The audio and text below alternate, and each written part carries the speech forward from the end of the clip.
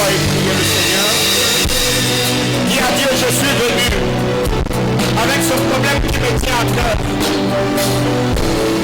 Seigneur, c'est pour cette promotion que j'attends, que je suis en train de prier. C'est pour la vie de mes enfants que je suis dans ta présence ce soir. C'est pour ma destinée que je suis en train de prier. C'est pour l'accomplissement de promesses merveilleuses, grandioses et glorieuses que tu m'as dit que je suis en train de prier. C'est là que le dit dans ta parole, réveille ma mémoire et que les autres ensemble. Seigneur, je prie au nom de Jésus. Seigneur, que tu ailles par ta grâce et dans ta main. Seigneur, que tu as béni sur la foi et la vie de racheter. Il y a Seigneur éternel, Dieu de gloire, ceux qui vivent la sécheresse. Seigneur, qui se sont approchés devant ton trône. Il y a Seigneur qui te prie de faveur. Seigneur, ça passe dans leur vie. Il y a Seigneur éternel Dieu, ceux qui ont besoin de la maternité. Il y a ceux qui ont besoin du travail. Il y a ceux qui ont besoin de l'onction. Il y a Seigneur éternel, ceux qui se sentent prêts et capables par eux-mêmes d'accomplir quoi que ce soit. Il y a Seigneur éternel Dieu, ceux qui se sont rendus compte qu'ils sont dans un cercle vicieux et ont besoin, Seigneur éternel, de la manifestation glorieuse de ta puissance, afin que toutes les limites, Seigneur éternel, auxquelles ils font face, Seigneur, que cela puisse se sauver. Il y a quelqu'un ici, éternel Dieu de gloire, qui attend prier au Dieu pour une promesse qu'il a reçue de toi. Seigneur, pour l'accomplissement de cette parole prophétique, Seigneur, reste dans ta présence, à l'égard de Dieu de toute grâce. C'est pour cette personne avec qui je suis en train de prier. C'est pour cette personne pour qui je prie. Avec cette personne que je cherche ta face ce soir. Seigneur éternel, je le vois. Il y a celui au Dieu de grâce qui depuis maintenant se rend compte que les dons les plus opérationnels, le ministère en train de statuer. Je prie au nom de Jésus d'un vent nouveau pour souffler dans la vie professionnelle de quelqu'un. Je suis en train de prier au Dieu. Seigneur, que le cœur et le sang, Seigneur, qui vivait à l'appartement, trouve, Seigneur, consolation devant ton trône de grâce. Éternel Dieu de gloire, tu es celui qui exauce le prière de racheter notre Père prédateur de Dieu, de combler le cœur par ta grâce.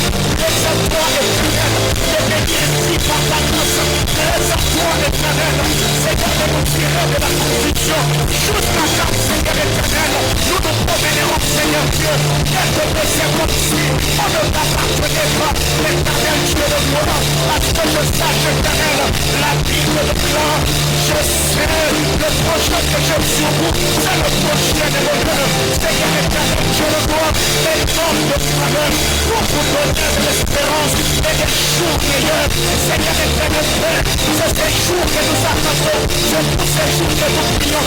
Adonai, Dieu de toute grâce, qui est celui qui m'a dit, Seigneur, dans cette commission, Seigneur, que Dieu nous donnera la recette, la terre nous donnera le meilleur produit. Tu es celui qui m'a dit, éternel Dieu de toute grâce, tu nous verras, Seigneur éternel, dépasser les frontières interdites. Tu es celui qui a promis, disant, Seigneur éternel Yahweh, que tu, oh Dieu de grâce, viendras de nous donner Seigneur un triomphe, éternel Dieu de gloire. Je prie au nom de Jésus, laisse à toi à ma Père, de tes souvenirs de paroles d'alliance, laisse à toi à mon Père, d'accomplir de l'esprit glorieux, tu l'as fait pour Israël, Seigneur, à tes souvenirs, oh Dieu, des paroles d'alliance éternelle, conclue avec Abraham, Isaac en a bénéficié, Jacob en a bénéficié, les douze en ont bénéficié, la tribu d'Israël éternelle. Suis, oh Dieu de grâce, de ce parole d'alliance, à la Père, le Dieu de mon appartenance. Je suis en train de prier pour mon frère, je suis en train de prier pour ma soeur. Oh Dieu de grâce.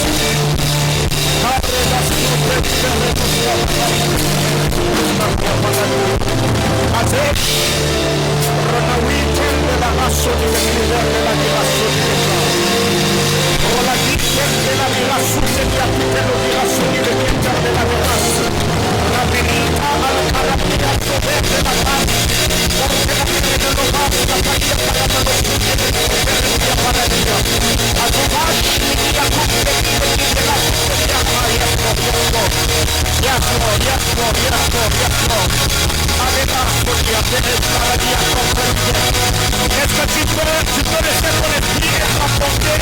Oh yes, yes. Alléluia, alléluia, alléluia, alléluia, alléluia. chrétien de la maison est là. Sa présence là, son usage est disponible. Son esprit est à l'œuvre. Tout dépend de ta soif. Il a dit à Esaïe, venez acheter même sans argent. La soif est une monnaie. Est-ce que quelqu'un ce soir peut-il puiser au Coran? Quelqu'un ce soir peut-il venir se désaltérer? Aïe aïe aïe aïe aïe aïe aïe.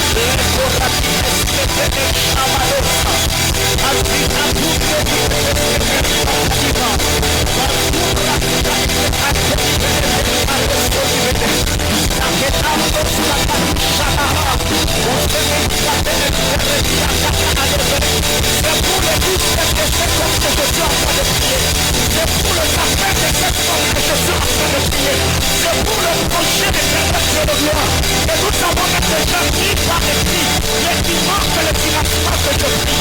Seigneur, c'est pour cette promotion. Seigneur, c'est pour cette affectation. Père, c'est pour ce mariage. C'est pour ce problème de choix que je prie. Alléluia, alléluia. Il y a la famille de quelqu'un ici qui est divisée. Il y a la famille de quelqu'un ici qui est parfait. Il y a ceux qui se retrouvent au bas de l'échelle. Seigneur, ils ne savent pas au Dieu. Père éternel, quelle foi prendre. Seigneur, pour se positionner, stabilité dans la vie. Adonai, je te toute grâce. J'ai pris éternel Yahweh, que tu nous ramènes au temps de Jacob. Où Seigneur éternel Yahweh, les anges montaient et descendaient par cette échelle. Seigneur, je prie, alléluia. Seigneur, je prie, alléluia. Seigneur, je prie, alléluia. À la couche, Shabrakata, Anamaya. Yes. Alléluia. Alléluia, alléluia, alléluia. Ah, je sens une soif. Aïe, aïe, aïe, aïe, aïe, aïe. La soif de Dieu dans ce culte. Yes, sir, yes, sir. Yes, sir. Batonda, Brata, Atika, Oskeliva. Rico, Minimi, Aleku, Elkeriba, la vie de Festabou, Elibete. Même le rêve que tu as fait, que tu n'as pas encore compris jusque-là. Oui, oui, oui, oui, oui, oui. Le Seigneur, ce soir, peut te ramener à la source, en t'expliquant, oh mon Dieu, oh mon Dieu, oh mon Dieu, oh mon Dieu, oh mon Dieu. J'étais en train de m'adresser à quelqu'un. Tu as rêvé de quelque chose jusque-là. Tu n'as pas eu le sens et la compréhension, voire même l'interprétation de la chose. L'Esprit de Dieu me dit que Dieu te ramène à la source. Dieu rafraîchit ta mémoire. Yes, sir, yes, sir, yes, sir. Je suis en train de prier que le Seigneur réveille la mémoire, que Dieu applique ton image dans la vie de son bienfaiteur. Je viens ce soir manipuler le climat, les sphères et les atmosphères à ta faveur. Et à l'Ivo Chabratalia, est-ce qu'il est écrit? Est-ce qu'il est écrit? Est-ce qu'il est écrit dans ta Bible? Seigneur, que tout concours revienne de ce Dieu. Je suis en train de prier que le Seigneur fasse ce que les événements puissent se fusionner. Alisha, à tous ces morts, Marita Souza, Katali Perenova. Oh mon Dieu, oh mon Dieu.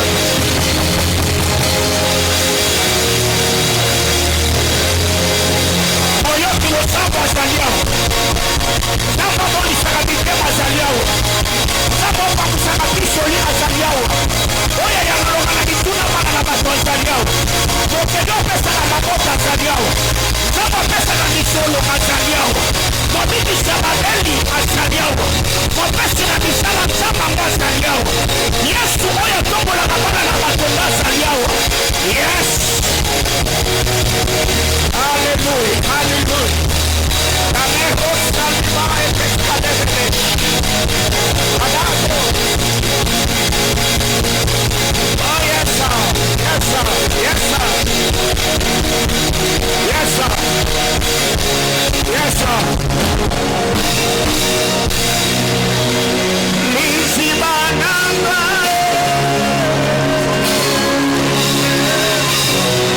Ah yes Lord. Lizibananga. Je suis venu puiser au torrent. Je suis venu m'abbreuver à la source.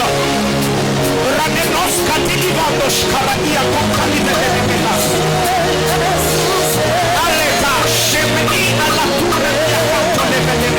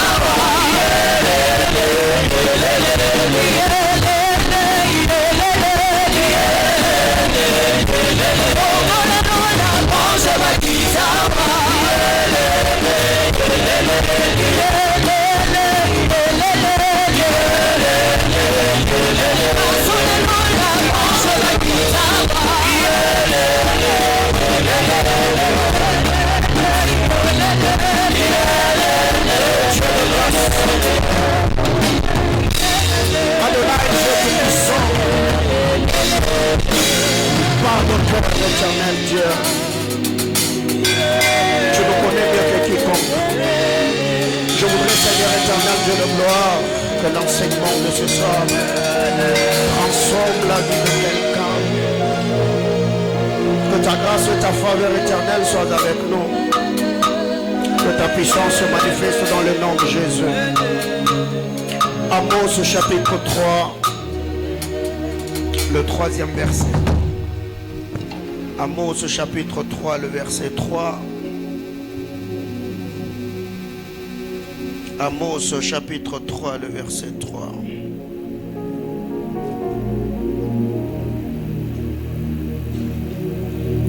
Amos chapitre 3, le 3e verset. La Bible déclare, merci d'honorer la parole de Dieu, il est écrit: deux hommes marchent-ils ensemble sans en être convenus? Deux hommes marchent-ils ensemble sans être convenus? Parole du Seigneur. Je nous prie de reprendre nos places. Que le Seigneur Dieu nous bénisse abondamment. Deux hommes marchent-ils ensemble sans être convenus? Je vais lire la version Parole de vie et Bible français courant. Parole de vie nous dit ceci: est-ce que deux hommes marchent ensemble quand ils n'ont pas décidé de le faire? Est-ce que deux hommes marchent ensemble quand ils n'ont pas décidé de le faire? Mais j'aime beaucoup plus la version français courant. Ce que français courant dit, c'est ce que la Bible expliquait nous dit aussi. Il est dit: deux hommes font-ils route ensemble sans s'être d'abord rencontrés? Ça, j'ai beaucoup aimé. Deux hommes font-ils route ensemble sans s'être d'abord rencontrés? Parole du Seigneur. Je vous salue au nom de Jésus-Christ. Que le Seigneur bénisse chacun d'entre nous. Et que Dieu bénisse tous les internautes et que sa grâce nous soit multipliée.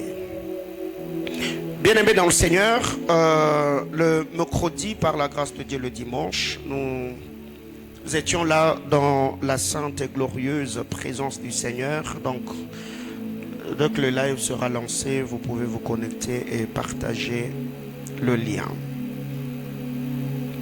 Nous avons dit, en amour comme en amitié, l'âme de l'homme est exposée à plusieurs batailles. On a parlé de bien et de mal. L'homme est exposé à cela. L'homme est exposé à la désobéissance et à l'obéissance. D'un côté, Dieu attend l'obéissance. D'un autre côté, l'âme, le corps, la chair, le désir contraire pousse l'homme dans la désobéissance. L'âme de l'homme est exposée à cette bataille entre la lumière et le ténèbre. Et nous l'avons également dit qu'en grande partie, la vie de l'homme est influencée par où il est passé, ce qu'il a connu et ce avec qui il a connu ou vécu ce qu'il a vécu ou ce qu'il a connu. Et dans cette introduction, nous avons dit l'âme de l'homme enregistre plusieurs événements marquants, bonnes ou mauvaises, agréables ou désagréables. Et nous avons dit, si toutes ces informations ne sont pas très bien gérées, l'homme deviendra toxique. L'homme deviendra aigri. Ce dernier ne sera pas une bénédiction pour sa génération. Et là, nous avons dit, ce dernier peut blesser facilement. Il peut faire souffrir. Il peut devenir indifférent, égoïste, brutal, dur. Et toutes ces choses peuvent se faire consciemment ou inconsciemment. Et cela que nous avons dit, les dangers dans tout cela, n'est pas que l'on nous fasse de reproches, nous disons que telle ou telle autre chose, nous le faisons mal. Mais le plus grand danger, c'est quand on se met à se justifier, disant c'est comme cela que je suis. C'est comme ça que je fonctionne. Dieu m'a créé comme ça. Vous devez m'accepter tel que je suis. Ça, c'est un danger. Nous avons dit que celui qui veut être une bénédiction ou en bénédiction pour son environnement, il doit apprendre à faire la paix avec son passé. Plusieurs personnes aujourd'hui souffrent et font souffrir. Plusieurs personnes aujourd'hui sont égoïstes. Plusieurs personnes aujourd'hui se font du mal et finissent par faire du mal à ceux qui sont autour d'eux seulement parce que leur passé le réclame. Ils n'ont pas le temps ou ils n'ont pas eu le temps de faire la paix avec leur passé. L'homme a plusieurs informations enregistrées en lui ou dans son parcours. Nous avons parlé des informations environnementales, ce que nous avons vécu. Nous avons parlé des informations caractérielles. Et nous avons dit toutes ces choses. Nous faisons face à cela. Nous avons également parlé des informations génétiques. Bien-aimés dans le Seigneur, ce sont ces choses que nous avons partagées. On a parlé de bataille de cohabitation. Nous avons également parlé de bataille d'harmonisation. Ce soir, par la grâce du Seigneur, je vais aborder troisième bataille. Et je crois qu'on parlera de 2 ou 3 choses selon le temps qui nous a imparti. Et après quoi, nous allons prier un moment. Bataille d'adaptation. D'abord, la première des choses, c'est qu'en lisant la parole de Dieu dans le texte d'Amos, chapitre 3, à son 3e verset que nous venons de lire, la Bible déclare: 2 hommes marchent-ils ensemble sans s'être convenus? Est-ce qu'on peut accepter de faire route ensemble sans se mettre d'accord? C'est que vous verrez qu'ici, il y a une chose qui doit être faite. Avant que nous ne puissions cheminer ensemble, on doit d'abord apprendre à se mettre d'accord. On doit trouver des terrains d'entente. On doit trouver une certaine convenance. Parce qu'on ne peut pas marcher avec quelqu'un si on n'est pas d'accord. Ici, parlant de marcher ensemble, c'est en amour comme en amitié. Tu ne peux pas accepter que quelqu'un devienne ton ami si tu n'as pas consenti. Il y a une forme de consentement quelque part. Et même ceux qui se sont engagés dans des relations amoureuses, ceux qui sont mariés, ceux qui sont dans des relations de fiançailles, c'est que la personne a commencé au préalable à nous faire la cour. Nous l'avons observé. Nous avons réuni certains éléments ou certaines informations. Et en regardant également notre destinée, pour ne pas dire que la personne est parfaite ou parfaite, on s'est dit, ah ben je lui donne la chance. J'accepte d'être avec lui. Et vous verrez qu'au début, tout semblera être très bon. Mais c'est plus nous serons en train d'évoluer que l'on finira par se connaître. Que l'on finira par découvrir ce que l'autre est réellement. Et qu'est-ce qui arrive? J'aime ce qui est dit dans la version français courant. La Bible clare. Est-ce que 2 personnes peuvent-ils marcher ensemble sans s'être rencontrées? Ici, la rencontre dont il est question par rapport au fardeau qui m'anime, je ne parlerai pas de la rencontre physique, mais je parlerai de la rencontre des âmes. Je parlerai de la rencontre de sentiments. Je parlerai de la rencontre des convictions. Je parlerai de la rencontre des émotions. Je parlerai de la rencontre des visions. Plusieurs personnes aujourd'hui sont devenues comme des porcs épics. Seulement parce qu'ils n'ont pas pu travailler ensemble. Ils n'ont pas compris la bataille de cohabitation. Ce que je dois faire pour mettre l'autre à l'aise, ce que d'autres doivent faire pour me mettre à l'aise, afin de ne pas devenir toxique dans ma vie ou dans ma destinée et m'empêcher d'accomplir le dessein glorieux de l'Éternel. Bien-aimés dans le Seigneur, ce que j'aime dans cette histoire, c'est que quand vous lisez la parole du Seigneur, vous allez vous rendre compte, quand Amos parle, il dit, est-ce que 2 personnes peuvent-ils marcher ensemble sans s'être convenus? La question que je voudrais poser à quelqu'un ce soir, la personne avec qui tu fais route, est-ce que vous vous connaissez? est-ce que vous avez eu le temps de parler? Quand vous lisez la parole du Seigneur dans Genèse chapitre 34, le verset 3, la Bible déclare: son cœur s'attacha à Dina, fille de Jacob. Il aima la jeune fille et sut parler à son cœur. Il aima la jeune fille et sut parler à son cœur. Quand est-ce que Sichem a aimé Dina? C'est après que l'âme de Sichem et l'âme de Dina s'est rencontrées. Quand vous lisez cette histoire, vous allez vous rendre compte que Sichem a enlevé Dina. Pas nécessairement parce qu'il aimait la fille, non. Je ne sais pas quel esprit avait animé ce monsieur. Mais c'est après qu'il s'est accouplé avec Dina. La Bible déclare: il aima la jeune fille et sut parler à son cœur. Et vous verrez que ici, Sichem n'a pas eu le temps de parler à l'oreille de Dina. Sichem a parlé au cœur de Dina. Une chose est de rencontrer quelqu'un, une autre chose est de laisser son âme le rencontrer. Une chose est d'apprécier quelqu'un, mais une chose est de laisser son âme tomber amoureux ou amoureuse de la personne. Ce qui fait que quand vous lisez la parole du Seigneur dans le livre d'Esther, Esther, après qu'elle s'est entretenue avec Boaz, j'aime ce que Esther dit à Boaz. Esther dit à Boaz: merci mon Seigneur d'avoir parlé au cœur de ta servante. C'est que pendant que Boaz était en train de parler, Ruth ne l'écoutait pas avec les oreilles, Ruth était en train d'écouter Boaz avec le cœur. C'est que vous devez savoir, ici je m'adresse aux jeunes frères, vous qui draguez les filles d'autrui de gauche à droite, vous ne savez pas la sensibilité sentimentale et émotionnelle de l'âme de la personne que vous côtoyez, que vous courtisez. Aujourd'hui, vous pouvez l'aborder. Un mois, 2 mois, vous êtes gentil. Demain, après-demain, vous devenez indifférent. Et vous allez faire souffrir l'autre. Vous pouvez influencer négativement son tempérament. Et pas seulement dans des relations de fiançailles, mais pour ceux qui sont mariés. Aujourd'hui, il y a des gens dont les destinées et les vies sont moroses. Des gens qui ne croient plus en lui, seulement parce que leur partenaire, jour après jour, ne leur faut pas voir que je t'aime comme je t'aimais. Que je suis content de passer ma vie avec toi. Et ça fait que la personne ne croit plus en elle-même. La personne n'a plus confiance en soi. La personne a perdu l'estime. La Bible déclare: son cœur s'attacha à Dina. Il l'aima et sut parler à son cœur. Avant que Sichem ne parle, le cœur de Sichem s'est attaché à Dina. Rencontre d'âme, rencontre d'esprit, rencontre de sentiments.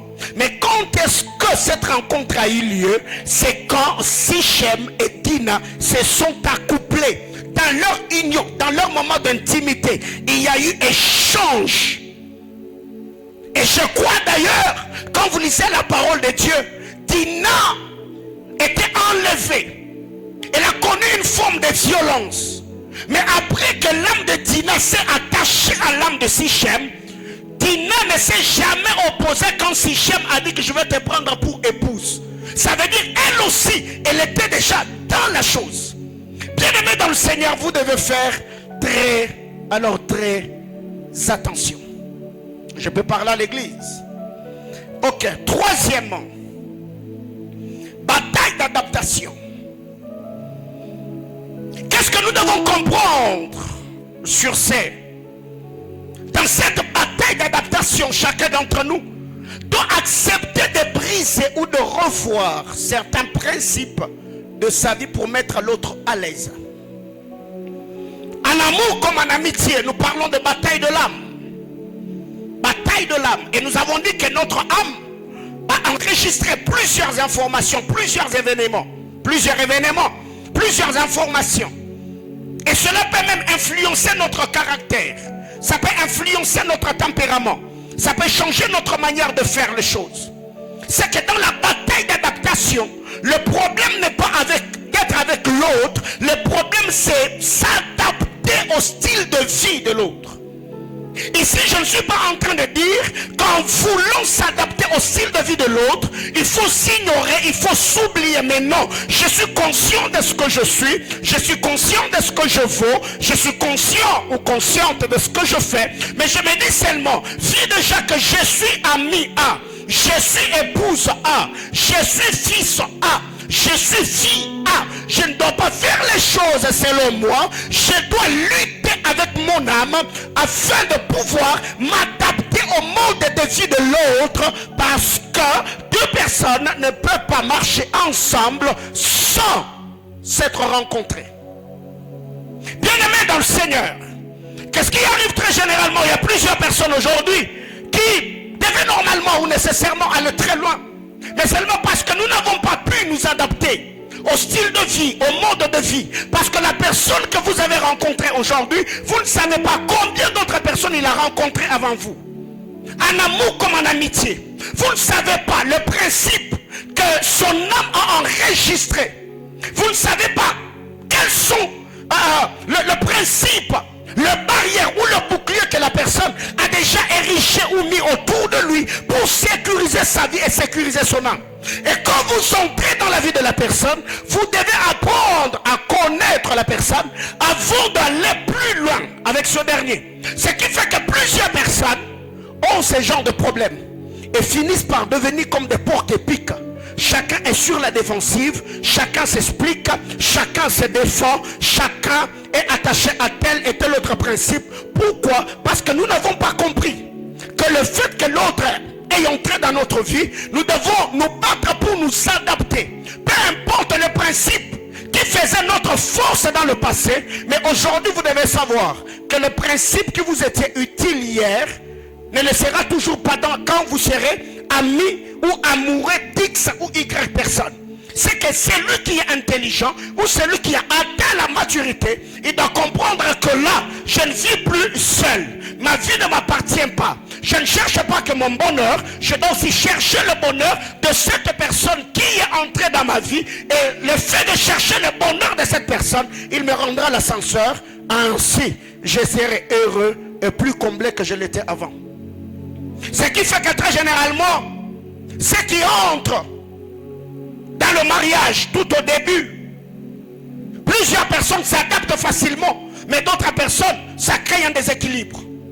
Avant, tu étais habitué à faire les choses seul, et ça va déranger. Moi, j'ai souffert de cette histoire. Au début, j'ai grandi comme ça. Ma vie, c'était de montagne, ma vie, c'était de prière, ainsi de suite. Il arrivait que le matin, je me réveillais, je dis à maman Pati, écoute, j'ai fait une course en ville. Et quand j'arrive en ville, l'onction de la prière me saisit. Je change de direction, je vais à la montagne. Je vais éteindre mon téléphone. Je vais prier jusqu'au soir. Et quand tu rentres à la maison, tu te dis, mais monsieur, tu étais où? Quand tu es sorti, tu as dit que tu allais en ville. Mais comment tu... Oh non, tu vois, tu comprends et tu vois. Mais c'est avec le temps que j'ai fini par comprendre que les choses que je faisais seul hier, aujourd'hui, je ne peux plus le faire parce que je dois mettre l'autre à l'aise. Est-ce que je parle à l'église? Et ça que j'ai dit, c'est en amour comme en amitié. Alors, il y a plusieurs personnes, ils n'arrivent juste pas à s'adapter. C'est une lutte dans leur âme. Ils ne savent plus faire certaines choses. La personne est sur la défensive. Moi, chez nous à la maison, on a grandi comme ceci, comme cela. Mon père avait l'habitude de me faire de câlins. Mais écoutez, ton père te faisait de câlins. Mais le gars que tu viens d'épouser là, lui il a grandi comme bagarreur. Même câlin là, quand il fait câlin, il ne sait pas comment ça se passe. Il va te serrer comme ça, comme s'il veut t'étouffer. Alors tu vas commencer à te plaindre. Oh non, tu vois. Oh non, écoutez. Vous devez, même vos enfants là, vous devez apprendre à éduquer ou rééduquer les enfants à telle enseigne que dans la société, ils doivent apprendre à s'adapter. Je parle à l'église. Parce que très généralement, nous prions pour le mariage, nous prophétisons le mariage. Mais nous ne préparons pas ceux qui doivent se marier à apprendre comment s'adapter dans tel et tel autre climat. Vous quittez chez vous à la maison. Chez vous à la maison, vous ne préparez pas. Chez vous à la maison, vous ne lessivez pas. Chez vous à la maison, vous ne faisiez pas la vaisselle et tout ce qui va avec. Parce que vous aviez des femmes de ménage. Et quand tu vas dans ta maison, tu veux automatiquement qu'on te trouve déjà la femme de ménage, alors que ton mari n'a même pas un salaire qui va lui permettre à réunir les 2 bouts du mois. Dada, adapte-toi. Je parle à l'église. Bataille d'adaptation. Et ici, j'étais en train de dire, apprendre à briser certains principes pour mettre l'autre à l'aise. Mais ces principes-là ne sont pas nécessairement mauvaises. Ça peut être de très bonnes choses. Mais parce que ça indispose l'autre, je ne les fais plus. Prenons l'exemple aujourd'hui. Toi, tu as grandi avec les amis. Quand tu finis le boulot, tu sortais avec tes amis. Pas nécessairement pour faire de mauvaises choses. Mais tu aimais te détendre. Et maintenant que tu es avec quelqu'un, quand tu te réveilles le matin, vous n'êtes pas mariés, tu ne sais pas qu'il faut saluer l'autre.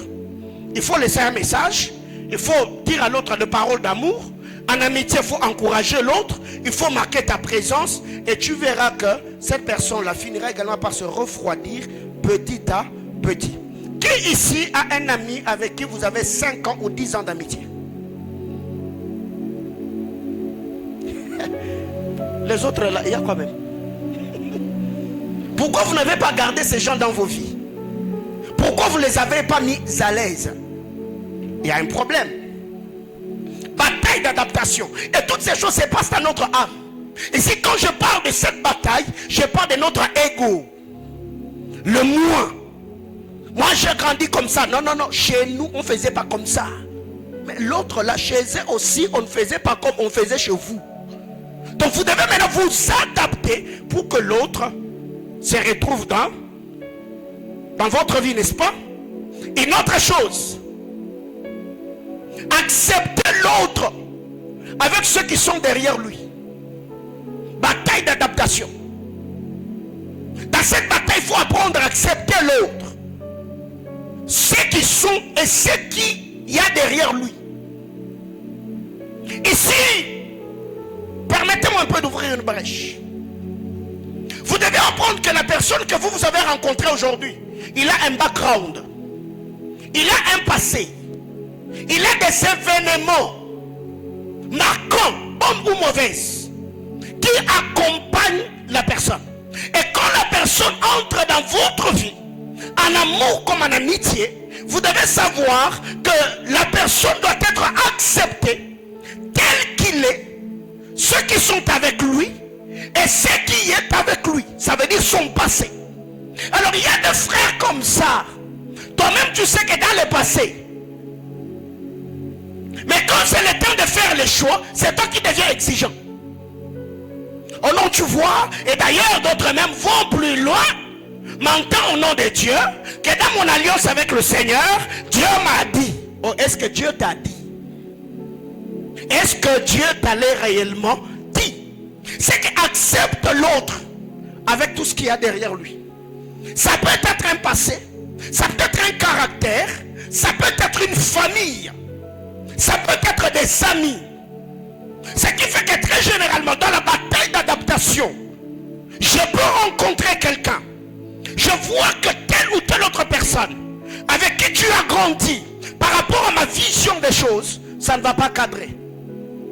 Il faut avoir une certaine sagesse pour faire comprendre à l'autre que ce que moi j'ai comme rêve et le comportement de X personnes, ça ne va vraiment pas coller. Est-ce qu'on ne peut pas procéder de telle et telle autre manière? Parce que la personne que toi tu as rencontrée aujourd'hui, tu les rencontres peut-être à 15 ans. Donc il a 15 ans d'expérience de vie. Dans les 15 ans d'expérience de vie, tu ne maîtrises pas ce à quoi il a fait face. La personne que tu as rencontrée aujourd'hui, ton ami qui a 20 ans, qui a 25 ans, vous êtes peut-être rencontrés à l'université, tu ne sais pas ce à quoi il a fait face dans le passé. C'est que quand tu acceptes que cette personne entre dans ta vie, tu l'acceptes lui et tout ce qui est derrière lui. Son passé, ses amis, son histoire. Mais c'est maintenant à toi, dans la bataille d'adaptation, tu dois descendre à ton niveau. Si tu te rends compte que la personne n'a pas ton niveau, afin de travailler pour que cette personne puisse également élever le niveau, afin que vous entrez dans une forme de compatibilité. Mais si tu ne le fais pas, soit c'est toi qui vas souffrir par le fait que tu voudras que la personne soit à l'aise, soit c'est toi qui voudras changer la personne, et la personne finira par faire quoi? Par souffrir. Je parle à quelqu'un? Parce que on ne peut pas être neutre dans ces choses. Non. Soit c'est toi qui acceptes l'autre tel qu'il est et vous faites route ensemble. Mais si tu n'as pas travaillé sur la personne, tu vas souffrir. Mais si aussi c'est l'autre qui t'accepte tel que tu es, il ne peut ne pas te faire souffrir, mais c'est lui qui va souffrir. Dis à ton voisin, bataille de l'âme. Alors comment ou combien plusieurs personnes aujourd'hui souffrent dans leur manière de faire? Il faut accepter l'autre avec ce qu'il y a derrière lui. Je l'avais dit la fois passée, tu rencontres quelqu'un, je l'ai dit le dimanche, tu rencontres quelqu'un. Lui, ses parents sont morts très tôt. Il ne sait pas ce que c'est l'affection. Il ne sait pas ça. Et toi, quand tu le rencontres, tu veux que la personne soit trop doux. Des mots doux le matin, des bisous à midi. Non, lui, il n'a pas grandi comme ça. Lui, il n'a pas grandi comme ça. Alors aujourd'hui, je vois, même à la maison, je me dis à un certain âge, je dois préparer les enfants. Quand je me réveille le matin, elle te regarde, papa, ça va, tu es bien réveillé? Câlin, câlin, câlin, câlin. Bisous, bisous, bisous, bisous. Je dis, Seigneur, avec la génération d'aujourd'hui là, si elle grandit comme ça, câlin, câlin, bisous, bisous, tu vas te réveiller le matin avec un gars qui ne salue pas les gens quand ils se réveillent. Et ça va te choquer. Alors c'est à toi maintenant de t'adapter au style de la personne, au tempérament de la personne pour l'aider à comprendre comment tu fonctionnes. Est-ce que je parle à l'église? Troisièmement, dans la bataille d'adaptation, il faut accepter de se conformer aux exigences de l'autre. Qui sait ici que dans sa vie, il est trop exigeant? Oh, qui sait ici que toi, tu es exigeant? Tu es exigeant même dans les moindres détails. Ok. Parlons un peu en amour. Il y a des gens qui sont exigeants. Dans leur exigence, quand tu enlèves les chaussures, il faut classer les chaussures là où on met les chaussures. Si tu enlèves la chemise, il faut mettre les habits sales là où on met les habits sales. Mais toi tu as grandi comme ça. Quand tu arrives déjà tu es à l'entrée derrière de la porte. Déjà tu es en train de te débarrasser. Les chaussettes c'est à gauche. Et quand tu vas commencer à vivre avec une telle personne, soit c'est la personne qui va souffrir, soit c'est toi qui vas souffrir. Voyez déjà avec tout ce qu'il y a au Katanga, tout ce qu'il y a comme climat et tout ce qui va avec. Encore c'est la saison sèche. Vous voyez déjà ce que ça fait. Si déjà tu ne sais pas comment l'autre fonctionne, peut-être lui ou elle en grandissant, il aime des bonnes odeurs. Mais toi déjà, avec parfum, ça colle pas. Moi j'ai connu un gars comme ça. Lui quand il met parfum, il doit se promener avec le sel. Parce que le parfum lui donne la nausée. Il va se mettre en couple avec une soeur qui, elle, c'est le parfum. Je vous assure, maman Pati connaît cette histoire. J'ai reçu le frère et la soeur à la maison.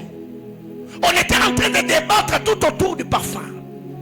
Le frère a dit, ok, papa, s'il n'y a pas de problème, je vais m'adapter. Mais il était obligé de se promener avec le sel.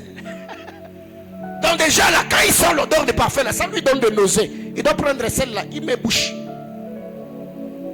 Il a dit qu'il allait s'adapter. Et je vous dis, 5 mois, 6 mois, le gars n'a pas pu. Il a dit à la fille, tu m'aimes et m'acceptes tel que je suis. La fille aussi a dit, déjà avec ce que tu dégages là, moi je ne saurais pas. Ils se sont séparés. Est-ce que quelqu'un me comprend? C'est que quand vous êtes exigeant, apprenez à vous conformer aux exigences de l'autre. Il y a des gens comme ça dans leur vie. Eux, ils sont exigeants dans les moindres détails. Et travailler avec une telle personne, tu seras comme dans une armée. Tu dois veiller sur tout. Mais aussi, si vous savez que vous êtes exigeant, sachez que ceux qui sont autour de vous n'ont pas le même tempérament. Ils n'ont pas grandi dans les mêmes conditions que vous. Ils ne voient pas les choses comme vous. Soit c'est vous qui allez accepter un moment, d'accepter cette personne-là pour l'aider à se conformer à tes exigences. Vous connaissez ce genre de personne? Lui, il peut utiliser sa tête d'oreiller pendant 2 semaines, ça ne le dérange pas. Donc il dort, même quand il transpire dessus, il dort, il se réveille, il dort, il se réveille, il sort, il rentre, il n'y a pas de problème. Mais toi, tu ne supportes pas. 2 jours, 3 jours, 1 jour, tu dois changer. Et déjà, quand tu entres dans la vie d'une telle personne, si tu ne crées pas l'équilibre, vous commencerez à avoir des problèmes matin, midi et soir. Dis à ton voisin, bataille d'adaptation. Il faut t'adapter. Et même dans les choses de l'esprit. Il y a quelqu'un, prenez l'exemple de quelqu'un qui a grandi dans une église où tout est calme. Tout est liturgique. Quand vous venez, tout est calme. On fait tout dans le calme. Et vous venez comme chez nous ici. On ne sait pas quand ça va commencer. On ne sait pas quand. Si la personne ne s'adapte pas, il va souffrir.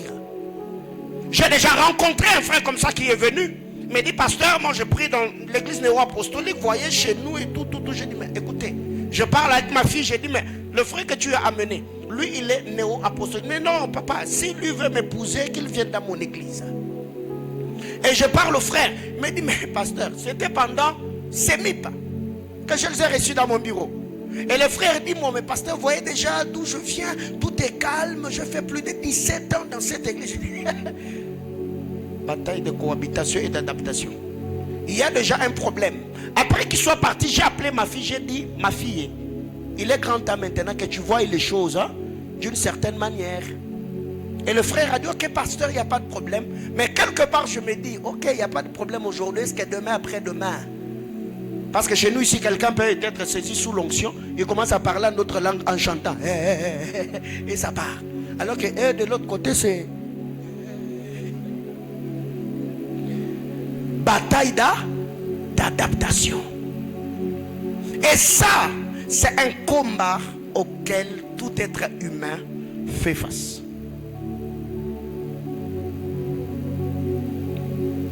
Même dans l'environnement, si tu quittes aujourd'hui le Congo, tu vas aux États-Unis, tu vas au Canada, tu vas en Europe, tu vas continuer à t'habiller de la même manière? Non. L'environnement, le climat va t'imposer un style vestimentaire. Tu t'adapteras à leur climat si tu veux vivre au milieu d'eux. Sinon, tu vas crever. Ce qui fait que très généralement, ceux qui quittent à Kinshasa, ils viennent ici, ils ont un sérieux problème d'adaptation. Le Lubumbashi, tout est calme. Quand il est 18h30, 19h, chacun chez soi. Mais déjà, quand vous allez à Kinshasa, il y a des coins. Quand c'est 23h minuit, c'est là que la vie commence. Et vous amenez un kino comme ça qui a grandi à Bondal. Et vous l'amenez dans un coin où quand c'est 19h, vous devez être à la maison. Non, il doit s'adapter. Mais par rapport au climat, c'est la saison sèche, n'est-ce pas? Mais quand vous allez à Kinshasa, vraiment c'est comme que dirait Kinshasa, il n'y a plus de saison sèche. Il fait chaud, mais pendant la saison sèche. Et quand quelqu'un qui quitte à Kinshasa vient à Lubumbashi, avec ça, il y a de cela 2 dimanches. Le matin, un dimanche, on est à 9 degrés. Qu'est-ce que la personne fera? Il doit faire quoi? Il doit s'adapter. Alors, face à cette bataille d'adaptation, que devons-nous faire? Comprendre que le but, en amour ou en amitié, c'est de garder l'autre et être une bénédiction pour la personne. Le but dans cette bataille d'adaptation, en amour comme en amitié, c'est de garder l'autre dans notre vie et être une bénédiction pour la personne. Malgré son tempérament, malgré ses exigences, malgré ce caprice, le but n'est pas de perdre la personne. Le but c'est de les garder dans notre vie. D'autant plus que si déjà tu sais que cette personne-là est un homme bienfaiteur, il est important dans ta vie, il faut apprendre à t'adapter. Et ce que je dis ici, c'est dans tous les domaines de la vie. Tu peux quitter dans l'entreprise X, tu vas dans l'entreprise Y. Si tu veux être en bénédiction pour cette entreprise, tu dois apprendre à faire quoi? À t'adapter. Tu peux quitter telle ville, tu vas dans l'autre ville, apprends à t'adapter. C'est que le but ici, en amour comme en amitié, c'est de garder les gens que Dieu fait entrer dans notre vie. Ici, je ne suis pas en train de dire que parce que nous sommes dans l'adaptation, garde l'autre. Non. Si c'est Dieu qui veut que vous ne puissiez plus évoluer ensemble, le Seigneur s'arrangera toujours pour que certains événements, certaines choses arrivent, mais vous allez vous séparer tout en gardant de bonnes relations. Je parle à l'église. Donc ici, que devons-nous faire dans cette bataille d'adaptation? C'est nous battre pour garder l'autre dans notre vie. En amour comme en amitié. Est-ce qu'il y a quelqu'un ici? Tu as déjà perdu quelqu'un à cause de tes exigences? Non. Sentez-vous libre. Tu es tellement exigeant que l'autre était obligé de partir. Pas seulement en amour, même en amitié, même un ami. Mais aujourd'hui, si cette personne-là était dans ta vie, peut-être qu'il n'allait pas te donner de millions, mais seulement le fait qu'il soit dans ta vie, il allait peut-être une grande bénédiction. 2. Travailler sur l'autre avec amour pour l'aider à devenir une bonne personne. Il faut travailler sur l'autre. Il faut faire voir à la personne qu'il est important. Si ce sont ses défauts, ses imperfections, ne fais pas voir à la personne que la personne est nulle, que la personne ne sait pas faire, que la personne n'est pas à la hauteur, que la personne n'a pas ton éducation, que la personne n'a pas ton savoir-faire. Il faut travailler sur la personne. Il faut aider la personne à devenir une bonne personne. Bien-aimés dans le Seigneur, surtout nous qui prions, qui parlons en d'autres langues, on est trop exigeants. Alors que nous-mêmes, nous sommes des imparfaits, que Dieu pardonne tous les jours. Nous offensons le Seigneur dans notre manière de faire. Obéissons à sa parole, on critique, on calomnie. Mais vis-à-vis de l'autre, on veut tellement que la personne soit parfaite. Un jour, je reçois un frère, il me dit, pasteur, vous savez très bien que je m'étais mise en couple avec telle soeur. Il y a de cela, je crois, 4 ou 5 ans. Il me dit, mais je me suis rendu compte que nous n'irons pas loin. Je lui dis, mais pourquoi? Récemment, la soeur avait fait le droit. Elle était juriste. Et le frère, c'est vraiment quelqu'un qui a vraiment l'appel de Dieu. Et il continue à servir le Seigneur jusqu'à aujourd'hui. Et le frère me dit, récemment, on était en train de parler avec la soeur. Et la soeur me dit, maintenant que moi et toi, on est en couple, à part si on mettait de côté les choses de Dieu, moi et toi, on parlera de quoi d'autre? Vrai? De vrai. Et le frère, quand il est venu me voir, m'a dit, pasteur, c'est quoi le message derrière ce propos? C'est comme pour dire, moi, tout ce que je connais, c'est seulement l'histoire de la Bible. Ce qu'on appelle culture générale, moi je ne suis pas dedans. Il dit déjà, cette soeur me donne l'impression qu'elle est orgueilleuse, elle est prétentieuse. Alors moi je ne saurais pas continuer avec elle. Je vous assure qu'ils ont mis fin à la relation seulement à cause de cette parole-là. Et aujourd'hui le frère est en train d'évoluer et la soeur, elle continue toujours à mettre sa toche de juriste. Il n'y a rien. Bien-aimés dans le Seigneur, vous devez savoir que la personne que vous rencontrerez n'aura pas toujours votre cerveau, n'aura pas votre éloquence, n'aura pas votre style vestimentaire, n'aura pas votre savoir-faire, n'aura pas vos goûts. Mais qu'est-ce que tu dois faire? Il faut travailler sur la personne pour l'aider à devenir une bonne personne. Mais qu'est-ce qui nous arrive très généralement? On peut ne pas parler, mais par le regard, ça peut envoyer un message. Ou quelqu'un te regarde, tu sens qu'il est en train de me dédaigner. Il te regarde avec dédain. Et pire encore, c'est quand vous êtes tellement expressive, au point où quelqu'un est habillé, et quand tu le dis, mais tu ne te rends pas compte que tu me fais mal aux yeux. Mais pourquoi? Non mais les couleurs que tu as mis, c'est les couleurs trop piquantes. Ok? Bien-aimés dans le Seigneur, vous savez, dans nos églises aujourd'hui, on est tellement habitué qu'on nous dise des choses que l'on veut entendre. Tu vas prospérer, tu vois le domaine de l'onction, on va aller au ciel. Ok. Si déjà étant sur terre, tu ne sais pas comment t'adapter et vivre avec les autres dans la société, tu finiras par vivre dans la solitude, et même le ciel que tu attends là, tu risquerais peut-être même de rater le ciel seulement parce que sur la terre, ta vie est toxique. Si j'étais ici depuis que j'ai commencé, en train de donner des mystères, donner des révélations et donner des déclarations, frère, je sais que là où tu es, tu te dis, tu regardes l'heure, mais quand est-ce qu'il va finir? Parce que, ce que moi je dis là, toi, tu ne te retrouves pas. Non mais ce sont des choses que nous connaissons. Jésus a rencontré cet homme riche. L'homme riche lui a dit, tout ce que tu dis là, je l'ai fait depuis ma jeunesse. Jésus lui dit, même si tu y as eu à le faire, mais il y a une chose qui te manque. Ce qui a manqué au jeune homme riche là, c'est ce que moi je suis venu te donner ce soir. Tu vois l'intelligence là, tu l'as. L'onction tu l'as, la vie de prière tu l'as. Mais il y a une chose qui te manque. C'est ce que moi je suis en train de te dire ce soir là. C'est ce qui te manque. Est-ce que je parle à l'église?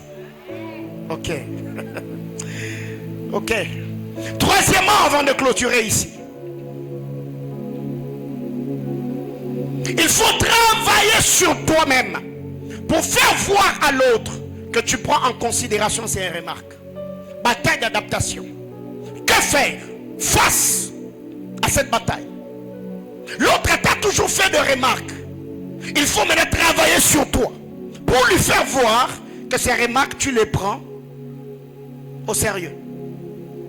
Mais il y a des gens comme ça. Une année, 2 ans, ton ami t'a dit, mon ami, j'aime pas quand tu me parles comme ça. J'aime pas quand tu m'appelles comme ça. J'aime pas quand tu me fais ce genre de blagues. J'aime pas. Mais toi, tellement que tu es comique, c'est que tu reviendras toujours sur ces noms-là. Et il y a des gens comme ça, tellement que on t'a fait de reproches aujourd'hui. Demain, tu fais la même chose, l'autre finira par se lasser, finira par se fatiguer. Quelle est la dernière fois que ton ami t'a reproché? Quelle est la dernière fois que ton épouse t'a reproché? Quelle est la dernière fois même le berger de ton département ça t'a fait de reproches? Toi tu fais les choses de la même manière. Rabbi, ne change pas. Chérie, tu vois, je n'apprécie pas quand on est au milieu des gens que tu parles de ce qui nous concerne. Je ne veux pas que tu fasses telle chose. Ah ok, c'est bon, j'ai compris. 2-3 jours, le jour d'après, tu retombes dans la même chose.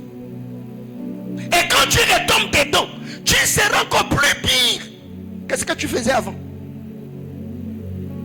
Bien-aimés dans le Seigneur, vous devez savoir que si je ne vous enseigne pas ces choses, demain, je serai obligé de vous recevoir au bureau ou de venir dans vos maisons pour traiter de problèmes. Parce que le but, je suis prophète du ministère et pasteur de fonction. Le but, ce n'est pas seulement de prier pour vous, pour que Dieu vous bénisse, mais le but, c'est que vous soyez des hommes équilibrés, des hommes importants dans la société. Aujourd'hui, vous allez vous rendre compte que tout ce à quoi nous faisons face, la réalité, les controverses et tout ce qui va avec, c'est seulement parce que l'église n'a pas fait son travail. On prêche les choses de l'esprit, on parle en d'autres langues, on se prophétise. Comme que diraient tous ceux qui viennent à l'église, ils ont reçu le bagage dont ils ont besoin dans leur famille pour accomplir la mission que Dieu les a assignée sur terre. Et vous devez savoir, les familles d'aujourd'hui ne fonctionnent plus comme au temps de nos parents. Je l'ai dit à ma honte, il n'y a pas plus longtemps que l'année passée, on arrive aux affaires étrangères. On me demande que je donne, on appelle ça comment? Mes origines. Province, district, chefferie. Frère, j'ai planté. J'ai dit, c'est à ma honte que je le dis. J'ai planté. Je devais prendre le téléphone pour appeler un de mes confrères. Il a commencé à se moquer de moi au téléphone. Mais à la fin de compte, il m'a quand même aidé. Et je me suis dit, ok, bon, peut-être moi je comprends. C'est le tour de maman Badi. Très compliqué. Je me suis dit, Seigneur, elle ne maîtrise rien. Moi je ne maîtrise rien. Et nos enfants seront comment? Est-ce que quelqu'un comprend? Mais aujourd'hui, ça donne l'impression qu'on est moderne. On est moderne, on est un peu wesh. Ça fait genre. Un peu trop de français, un peu. Oh, même toi-même, tu viens de te rendre compte que là. Chefferie. Il ne faut pas sortir ta carte d'électeur. Chefferie. Province. Province, oh non. Je suis Mouemba. Mouemba Dou. Oh, je suis Kassayen. Oh, moi je suis Katangé. Oh, papa. Est-ce que là où tu es, tu connais tes origines? Non, moi je suis en Christ. Papa, tu es en Christ. Ah, ok. Même Jésus-Christ est ressortissant de quelque part. Jésus-Christ a une lignée. Et vous voyez ce genre de choses, on n'a plus le temps de nous entretenir avec le parent pour connaître notre histoire, connaître nos origines. Alors imaginez-vous que quand vous venez à l'église, tout ce que l'on vous prêche, c'est que tu vas prospérer, tu vas aller de l'avant. Frère, tu seras un homme déséquilibré dans la société. Est-ce que je parle à quelqu'un? Et jusqu'au jour d'aujourd'hui, j'ai un problème. J'étais avec maman Chantal récemment. L'épaisseur montre à casser. J'arrive, on me dit, pasteur, donnez les identités. Je n'avais plus dans ma tête. J'ai sorti ma carte d'électeur. Et en sortant, j'ai dit, Seigneur, qu'est-ce qui ne va pas? Comment est-ce que je peux maîtriser des versets? Mais il y a beaucoup d'entre vous ici. Vous ne connaissez pas vos origines. Vous ne maîtrisez pas ces choses. Et si déjà moi ici, je viens, je vous dis que des choses que vous voulez entendre, je vous donne des révélations autour de la parole de Dieu, tout en pensant que vous avez tout ce dont vous avez besoin et que les parents ont fait leur travail, je serai en train de vous rendre un très mauvais service. Qu'est-ce qui arrive? Je suis en train de chuter. Au temps de nos parents, plusieurs personnes avaient le temps de recevoir certaines informations parce que très généralement le soir, le parent et les enfants se réunissaient. Soit autour du feu, autour d'un repas, on s'entretenait. Il y a même nous, on a grandi avec certains cantiques. Mais aujourd'hui, papa est sur le téléphone, maman est sur le téléphone. Les enfants ont la télécommande entre les mains. Donc on se voit le matin, on se salue. Mais ce que l'autre a fait la journée, ça ne nous intéresse pas. Ce qui fait qu'aujourd'hui, les enfants maîtrisent plus ce qui se passe à l'étranger. Ils ont d'ailleurs la maîtrise de certains quartiers européens, alors que leur propre histoire, ils ne maîtrisent rien. Je crois, l'année passée, j'avais promis à Zoé que si tu travailles bien à l'école, je vais vous envoyer en vacances. Et quand il a fini, il vient me voir. Il me dit, papa Paulin, tu m'avais promis. Alors, je veux que vous nous envoyiez en vacances. J'ai dit, ok, pas de problème. Vous allez en Afrique du Sud. Il me dit, non. Je vais aller en Afrique du Sud. Je ne vais pas aller en Afrique du Sud. Oh, mais tu veux quoi? Oh, je vais aller à Paris. Je dis, oh. Mais Paris, Afrique du Sud, c'est la même chose. Il dit, non. Papa Paulin, Paris, c'est en Europe. Précisément en France. L'Afrique du Sud, c'est en Afrique. Je dis, Seigneur. Mais, vous voyez déjà, l'enfant a la maîtrise de toutes ces choses. Mais, ses origines, il ne maîtrise rien.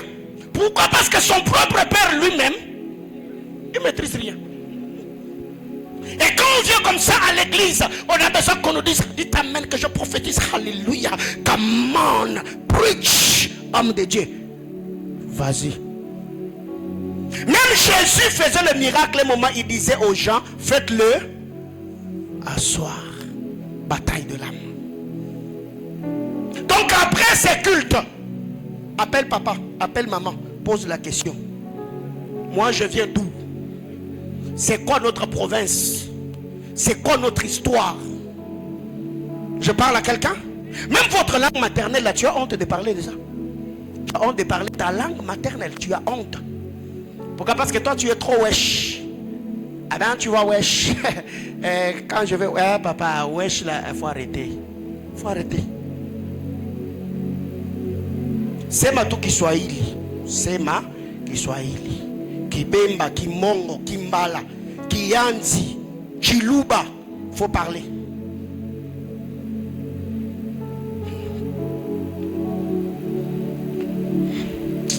Je ne vais pas seulement le faire. J'allais pointer quelqu'un pour que tu me dises seulement comment on dit bonjour dans ta langue maternelle. Il y a beaucoup de gens ici qui vont planter. Ils vont planter en disant wesh. C'est les histoires du village wesh. Hein? Et toi aussi tu es dévasté wesh. Tu maîtrises rien wesh. Et on grandit comme ça. Donc ici c'est travailler sur l'autre. Travailler sur soi plutôt. Pour faire voir à l'autre que je prends en considération tes remarques. Hier on t'a dit, j'apprécie pas ta manière de me parler. Après, tu travailles sur ça. Tu es trop colérique. Quand tu te mets en colère, tu as cette facilité de mal me parler. Violence verbale. Alors que je te promets prochainement, je verrai sur mes paroles. Toi, quand tu fais une promesse, tu dis à quelqu'un, j'arrive, c'est 3 heures du temps. Et la personne te dit, j'aime pas ta manière de faire. Que faire dans la vie? C'est travailler sur soi pour montrer à l'autre que j'ai pris ou je prends tes remarques en considération. Et d'ailleurs, ça va l'encourager s'il voit que hier, il t'a reproché d'une chose, il sent que tu es en train de t'améliorer. Mais pire encore, c'est quand toi, tu ne vois jamais les efforts que l'autre fournit. Tu lui as déjà reproché de 2-3 choses. Ces choses-là, il a arrangé. Tu ne l'as jamais encouragé en disant non, mais ces derniers temps, je vois que tu es devenu ponctuel. Dans ces derniers temps, dans tel domaine, tu t'es amélioré. Non. Ça aussi, ça n'encourage pas. Quand, en amour comme en amitié, tu vois que l'autre s'est amélioré. Oh, ces derniers temps, en tout cas, vraiment, c'est bon, hein. C'est bon. Oh, comment ça? Non, telle et telle autre chose. Je t'ai reproché souvent de cela, mais je vois que tu t'es amélioré. Merci beaucoup de m'avoir écouté. Ça encourage. Non. Toi là, c'est quand seulement ça va pas que tu parles. Quand ça va là. Autre chose. Ici, je ne vais pas vraiment traîner. 4e bataille. Bataille de reprogrammation. Vous voyez déjà ce qui me donne la force d'enseigner, c'est quand je vois d'autres personnes sortir. Ça me donne la force d'insister. Ça prouve à suffisance que l'homme noir a un problème ici. Bataille de reprogrammation. Parlons de cette bataille de reprogrammation. C'est aligner ses rêves derrière l'autre pour bien évoluer. C'est reprogrammer les choses. J'ai dit que je ne vais pas m'attarder parce que je parlais déjà de l'autre côté. Revoir ses principes, ses priorités pour aider l'autre à rester dans votre vie. C'est aligner le rêve. Bien aimé dans le Seigneur, je suis contre de ces dictons qui dit derrière chaque grand homme se cache une grande femme. Je suis contre. La femme ne doit pas toujours être derrière pour que l'homme devienne grand. Ce qui fait que beaucoup de femmes aujourd'hui sont frustrées dans le mariage parce que après qu'elles se soient mariées, l'homme l'a tellement imposé à le soutenir pour qu'il lui devienne grand, tout en oubliant que cette femme-là, quand elle grandissait, elle avait aussi ses propres rêves. Ce qui fait qu'une femme qui peut se sentir aimée, ce n'est pas seulement quand vous l'offrez de cadeaux, ce n'est pas seulement quand vous l'envoyez en vacances, ce n'est pas seulement quand vous comblez sa vie ou ses garde-robes avec des chaussures et des belles robes, mais c'est aussi quand elle a un homme qui la pousse à accomplir les rêves de sa vie. Elle sera épanouie, elle se verra importante. En amour comme en amitié, vous devez apprendre à être là pour vos amis. Ne soyez pas égoïstes. Il y a des gens comme ça. Ils sont tellement exigeants. Tout ne tourne que tout autour de leur petite personne. C'est comme s'ils étaient des satellites autour desquels tout doit graviter. Le problème, c'est eux. C'est bon quand c'est eux. Le conseil, c'est eux. Les encouragements, c'est eux. Le compliment, c'est eux. Mais les autres, on les met dans les oubliettes. Il faut ici, bataille de reprogrammation. Il faut aligner ce rêve derrière l'autre pour bien évoluer. Tu as toujours été là pour moi. Maintenant, c'est le temps que moi aussi je t'encourage. Tu as toujours prié pour moi. Tu as toujours été là. Dans les moments les plus durs de ma vie, tu as toujours été là. Est-ce que vous êtes en bénédiction pour d'autres personnes? Est-ce que vous avez toujours été là pour les autres? Ton ami là, toi, quand tu as des problèmes, ton ami est venu passer nuit chez vous à la maison, malgré le froid. Parce que tu étais éprouvé. Quand tu étais à l'hôpital, l'autre venait de temps en temps. L'autre t'écrivait, l'autre t'appelait. Même dans le mariage, quand toi tu es souffrant, c'est ton épouse qui est là. Elle se bat, elle veille sur toi, elle te rappelle. Tu dois prendre le produit, tu dois faire tel et tel autre examen. Mais quand c'est elle qui est souffrante, toi tu es sur le téléphone.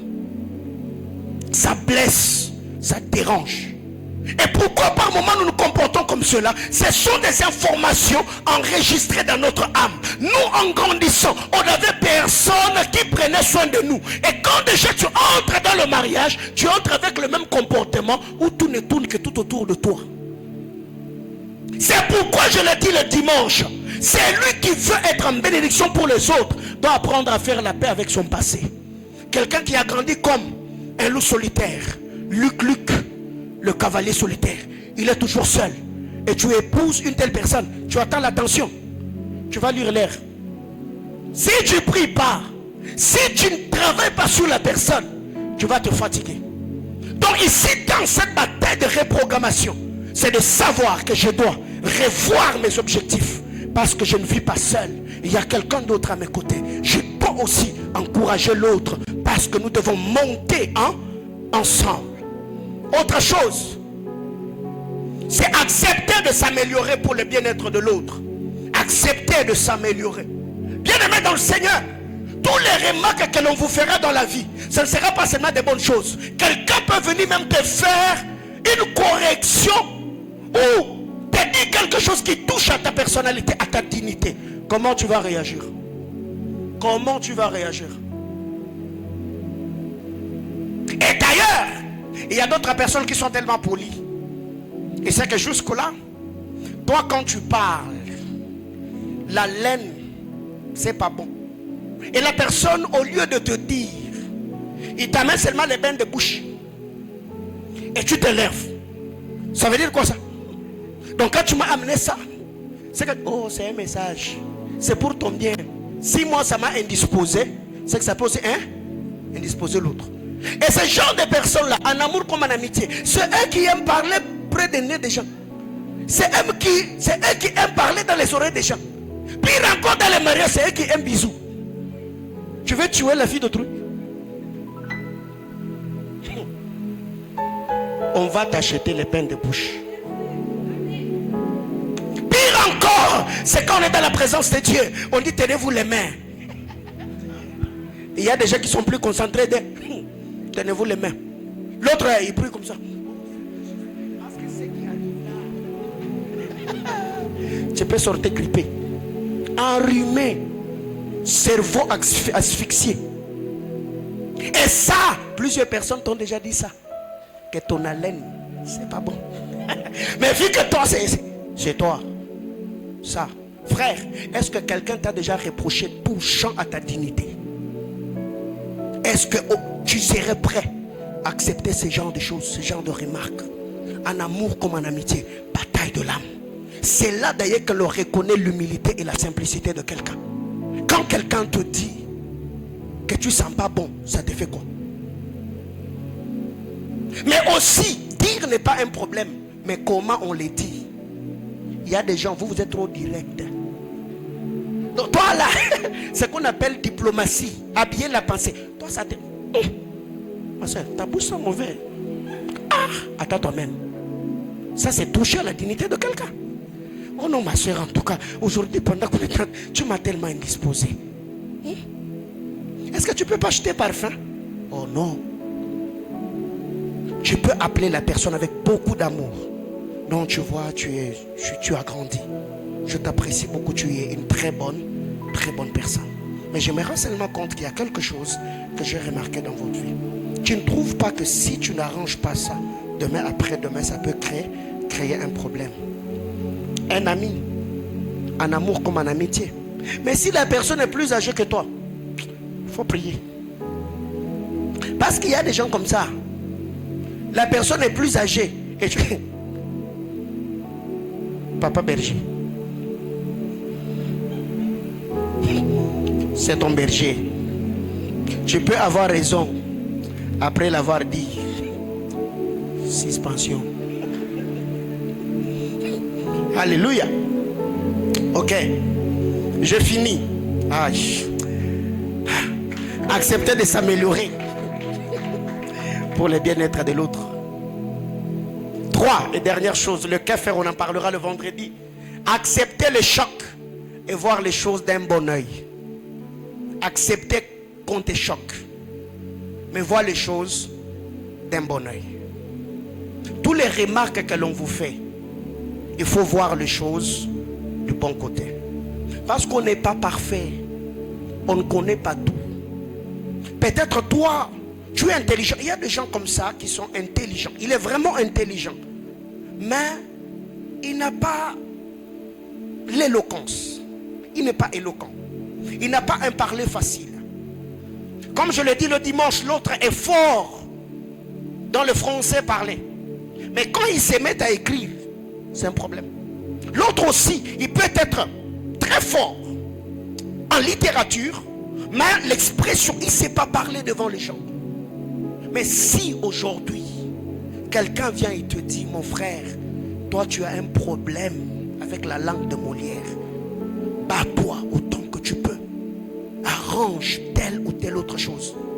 Si ça te choque, ça te pousse à te renfermer, à te recroqueviller en toi-même, à te refroidir, c'est que tu ne t'aimes pas.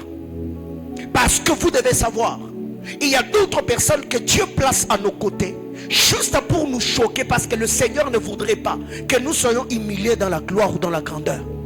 Surtout si tu sais que tu as une grande destinée avec Dieu, entoure-toi des personnes qui peuvent te dire certaines vérités en face, avec amour. C'est que tout le remarque, le reproche que l'on vous fera, vous devez apprendre à le prendre d'un bon oeil. Quelqu'un t'a dit, tu vois la fois passée, tes pieds transpirent. Est-ce que tu ne peux pas faire telle ou telle autre chose? Moi j'ai grandi comme ça à Kinshasa avec quelqu'un. Lui quand il enlève les chaussures, frère, c'est catastrophique. Mais quand vous lui dites, c'est tout un problème. Les jours où Dieu l'a corrigé, serviteur de Dieu, voyant, il était prophète. Il va à ma campagne dans une famille. Veillée de prière. Prophète enlève chaussures. Tous ceux de la maison sont allés s'asseoir dehors. On a laissé le prophète seul au salon. Et c'est là qu'il comprendra. Mais comment recadrer les tirs? Tu es dans une famille. Et c'est lui qui me raconte son histoire. Je m'arrête là. Il me dit, cette famille-là, ils ont dû aller trouver des bougies parfumées. On a allumé des bougies dans toute la maison. Et le prophète s'est éclipsé. Comme pour aller se soulager là, il est allé se rincer les pieds. Vous voyez ce que ça fait? Dans la bataille de l'âme. Si je vous ai dit tout, sans dire ce que je dis là, je ne suis pas en train de vous aider. Là où nous sommes, il y a des gens qui nous ont choqués. Il y a des gens qui nous ont reprochés. Il y a des gens qui nous ont blessés. Mais c'est parce qu'on a pris ces choses d'un bon oeil. On s'est corrigé, on s'est amélioré. Aujourd'hui, vous pouvez apprécier l'homme que je suis. Mais je ne suis pas arrivé là où je suis, seulement par moi-même. Il y a d'autres choses que je faisais peut-être dans mon enfance qui ne plaisaient pas à ceux qui étaient autour de moi. ma manière de faire, ma manière. Il y a des gens qui ont aussi travaillé sur moi. Et aujourd'hui, je suis une bénédiction pour toi. Alors ce soir, nous allons prier pendant 3 minutes. Tu vas prier pour toi. Qu'est-ce que tu vas demander à Dieu? Je ne sais pas. Tu peux prier pour ton âme. Seigneur, aide-moi. Je veux être une bonne personne.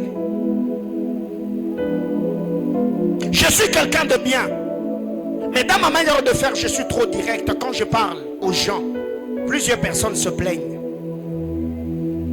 que je ne suis pas courtois. Plusieurs fois, on m'a reproché. J'ai toujours pris ce reproche d'un mauvais œil. Et aujourd'hui, ça me rattrape. Est-ce que quelqu'un peut-il élever la voix et prier le Seigneur? L'église est un lieu de recadrage. L'église est un lieu d'éducation ou de rééducation. Pas seulement parlons des choses de l'esprit, mais aussi des choses environnementales. Des choses qui touchent à la famille, qui touchent à la dignité, qui touchent à la personnalité. Plusieurs personnes aujourd'hui, ils ont raté certaines opportunités parce que tout le reproche que nous avons reçu, on a vu ces choses d'un mauvais œil. On a pensé que ces personnes qui nous reprochaient ne nous aimaient pas, faisaient ces choses pour nous diminuer. Ils le faisaient pour nous ridiculiser. Ils nous faisaient pour le rabaisser.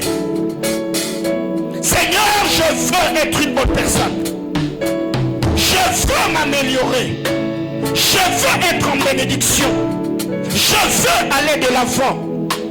Certes, ça donne l'impression que ça n'a pas béni mon esprit, mais au moins mon âme a été édifiée. Si le Seigneur envoie ce message, c'est parce qu'il y a une catégorie de personnes dans cette salle qui doivent arranger certaines choses. Pas par rapport à là où ils sont, mais par rapport à là où ils vont avec le Seigneur. Il y a des frères ce soir qui doivent se mettre en ordre avec eux-mêmes. Il y a des sœurs ce soir qui savent que demain, après-demain, elles sont appelées à assumer de grandes responsabilités. Seigneur, je veux être une bonne personne. J'ai l'onction, oui, mais je dois aussi être propre. Je parle en notre langue, mais je dois aussi sentir bon. Ça aussi, Seigneur, tu veux que je sois. C'est pourquoi la Bible déclare, David était beau, mais de figure et de corps. Il parlait bien, même en étant derrière le premier de son père. David prenait soin de lui. Rachel était belle, de corps et de figure. La spiritualité ne nous amène pas dans un déséquilibre. La spiritualité ne rend pas mal poli. La spiritualité ne rend pas sale. Seigneur, je prie ce soir. Je veux qu'en rentrant à la maison, je veux qu'en sortant de ce culte, que je revoie ma manière de faire. Que je voie, Seigneur éternel, ma garde-robe. Que je revoie ma chambre. Que je puisse revoir mes draps. Que je voie, Seigneur, mes têtes d'oreiller. Que je revoie mes chaussettes. Je veux m'améliorer. En amour comme en amitié. Seigneur, je prie que nous soyons une église de qualité. Que nous soyons une église des hommes disciplinés, des hommes équilibrés. Nous attendons le ciel, oui, mais sur la terre des hommes, on ne veut pas être humilié. Si tu as envoyé ce message, c'est parce que tu veux, Seigneur éternel, Dieu de gloire, que l'on se mette en ordre, qu'on améliore notre manière de faire, que l'on s'arrange et que l'on prenne soin de nous.